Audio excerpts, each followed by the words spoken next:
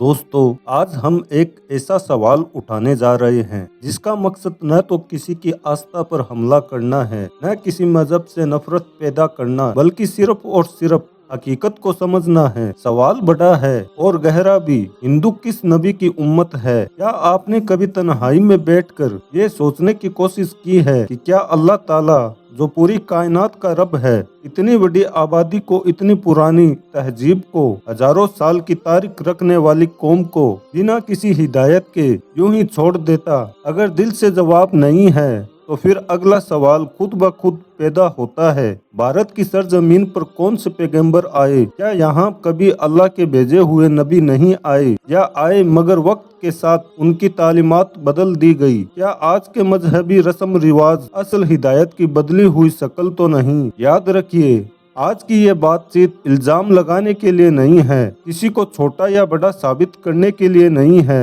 ये एक तहकीक है और तहकीक से कभी डरना नहीं चाहिए, क्योंकि सवाल से ही सोच पैदा होती है और सोच से ही हकीकत तक पहुंचने का रास्ता खुलता है। कुरान मजीद एक बुनियादी और अटल उसूल बयान करता है। अल्लाह की हिदायत किसी एक कौम, एक जबान या एक इलाके तक महदूद नहीं रही। अल्लाह फरमाता है, और कोई कौम ऐसी नहीं जिसमें कोई डराने वाला न आया हो। एक दूसरी जगह इरशाद होता है, हमने हर उम्मत में एक रसूल भेजा। इन आयत से एक बात बिल्कुल साफ हो जाती है कि अल्लाह का निज़ाम ग्लोबल है। उसकी रहमत और हिदायत पूरी इंसानियत के लिए है। पैगम्बरी सिर्फ अरब की सरजमीन तक सीमित नहीं रही। नबी सिर्फ एक नस्ल या कौम के लिए नहीं आए। एशिया, भारत, चीन, अफ्रीका सब इसमें शामिल है। अगर ऐसा न होता तो कुरान का ये दावा अधूरा रह जाता और अल्लाह का निज़ाम ना इंसाफी पर कायम होता, जबकि अल्लाह जुल्म से पाक है। अब यहीं से एक अहम सवाल पैदा होता है, क्या भारत की सरजमीन पर नबी आए या नहीं? इस्लामी अकीदा यह कहता है, हाँ जरूर आए, लेकिन वक्त के साथ उनकी तालीमात में तब्दीलियाँ हुई, उनकी पहचान मिटा दी गई और तौहीद की जगह रस्मों और प्रतीकों ने ले ली। आज जो हमारे पास है वो मुकम्मल हिदायत नहीं, बल्कि हिदायत की बदली हुई शक्लें हो सकती है। और यही वजह है कि ये बातचीत इल्जाम नहीं, तहकीक है, क्योंकि सच की तलाश तकरार से नहीं, सवाल से शुरू होती है। अब आते हैं हजरत नूह अलैहिस्सलाम पर। इस्लामी अकीदे के मुताबिक हजरत आदम अलैहिस्सलाम पहले इंसान। हजरत नूह अलैहिस्सलाम वह नबी जिनके जमाने में आने वाले तूफान के बाद इंसानी नस्ल की दोबारा शुरुआत हुई। इसी वजह से हजरत नूह अलैहिस्सलाम को कहा जाता है अबुल बशर अस्सानी, यानी इंसानियत के दूसरे बाप। नूह अलैहिस्सलाम के दौर का तूफान कोई मामूली हादसा नहीं था। कुरान के बयान के मुताबिक वो इतना बड़ा था कि पूरी जमीन उससे मुतासिर हुई। जो लोग उस अजाब से बचे वो सिर्फ वही थे जो नूह अलैहिस्सलाम के साथ कश्ती में सवार थे, और वो सब नूह अलैहिस्सलाम की औलाद थे। यहीं से इंसानियत दोबारा फैलनी शुरू हुई। अरब की सरजमीन, अफ्रीका के मैदान, यूरोप की वादियाँ,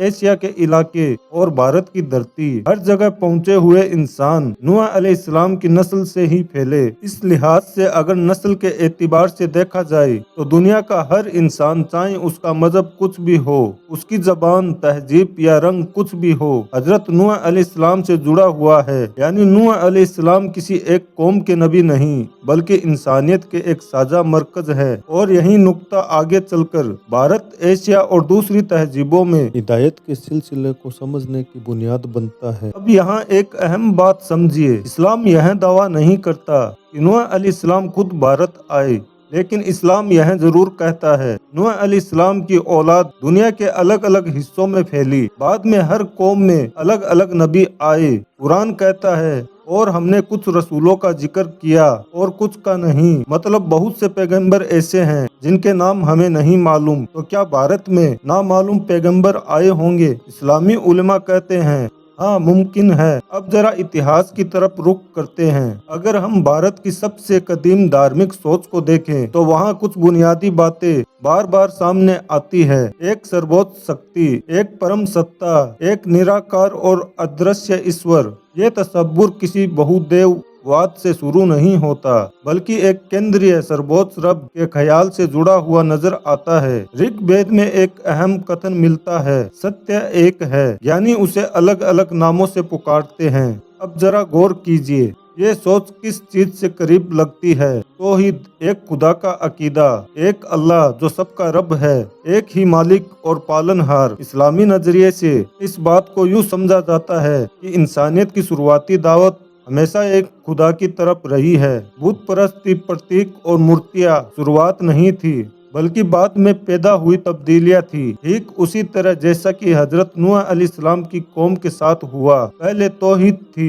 एक अल्लाह की इबादत थी, फिर वक्त के साथ नेकों की कब्रें, उनकी यादें और आखिरकार उन्हें पूजने की रस्में पैदा हो गई। यानी इतिहास खुद को दोहराता है। इस नजरिए से देखा जाए तो भारत की कदीम धार्मिक सोच भी इस बात की गवाही देती है कि शुरुआत में दावत एक रब की थी और शिरक एक बात की इंसानी दखल अंदाजी। और यही सिलसिला हमें इस सवाल तक ले आता है, क्या भारत में भी अल्लाह के भेजे हुए नबी आए थे? ये इल्जाम नहीं, तहकीक है। अब एक बहुत जरूरी बात समझिए, उम्मत दो तरह की होती है, एक उम्मत दावत, दो उम्मत इजाबत। हर नबी की दावत पूरी इंसानियत के लिए होती है, मानने वाले अलग होते हैं। इसलिए ये कहना गलत होगा कि आज के हिंदू फिक्री तौर पर नूह अलैहिस्सलाम की उम्मत है, लेकिन यह कहना सही है कि नस्ल के एतबार से, इंसानियत के एतबार से, दावत के एतबार से हर इंसान नूह अलैहिस्सलाम से जुड़ा है। इस्लाम यह नहीं कहता तुम गलत हो, हम सही हैं। इस्लाम कहता है आओ उस जड़ को पहचानो जहाँ से सब शुरू हुआ। नूह अलैहिस्सलाम की दावत क्या थी? एक अल्लाह, तौबा, इंसाफ, आखिरत। और यही दावत इब्राहिम अलैहिस्सलाम, मूसा अलैहिस्सलाम, ईसा अलैहिस्सलाम और मोहम्मद सल्लल्लाहु अलैहि वसल्लम लेकर आए। दोस्तों, ये वीडियो किसी को नीचा दिखाने के लिए नहीं थी। ये वीडियो ये याद दिलाने के लिए थी कि हम सब एक ही इंसानी परिवार हैं। अगर नूह अलैहिस्सलाम आज होते तो वो कहते मैं सिर्फ मुसलमानों का नहीं, मैं इंसानियत का नबी था। सच की तलाश नफरत से नहीं, सोच से शुरू होती है। अगर अल्लाह चाहता तो वह हमें एक ही शक्ल में, एक ही सोच के साथ पैदा कर देता, मगर उसने ऐसा नहीं किया। उसने हमें कौमों में बांटा, जबानों में अलग किया, रंगों और तहजीबों में मुख्तलिफ बनाया, ताकि हम सोचे, समझे और हक की तलाश करें। ये इख्तिलाफ नफरत के लिए नहीं, बल्कि पहचान और इम्तिहान के लिए है। अल्लाह ने हमें अंधी पैरवी के लिए नहीं, बल्कि अकल इस्तेमाल करने के लिए पैदा किया। इसलिए सवाल करना गुनाह नहीं, जब तक सवाल सच की तलाश में हो, और जब तलाश ईमानदारी से हो तो रास्ते खुद ब खुद खुलने लगते हैं।